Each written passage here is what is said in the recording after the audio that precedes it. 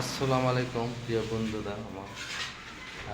কালকে একটা বছর কাটে, আজকে রবিবার একটা দিন দেখেন আমাদের টাকা নাই, টাকার অভাবে আজকে বছর কাটা একটা দিন তো কাজ করবে। তাহলে কতটা কষ্ট আমরা রাজমিস্ত্রিরা আছে। তাই সকল গৃহস্থক বলবো, যত টাকা এ যাবৎ বাকি আছে মিস্ত্রির ভাই, দরকার পড়লে ফোন করে ডাকে দিবেন। এদের কষ্টর কথা শুনলে খুব কষ্ট লাগবে।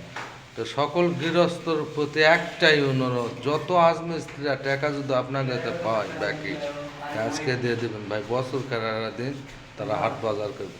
এই যে আমি আজকে কাজ করছি রবিবার, আজকে র্যাক বেল করব, কিন্তু ওই যে আমাকে সব টাকা আজকে ক্লিয়ার করা লাগবে। তো সব গৃহস্থ কই জন্য অনুরোধ, আমার গৃহস্থকে আমি বলেছি আজকে টাকা দেবে। আরও গৃহস্থ আছে আমার, কিন্তু হাল খাতা করলে ওরা টাকা দেবে না। তো তাদের বলারও দরকার নাই, এরা মানুষের কষ্টই বোঝে না, তো বলে লাভ।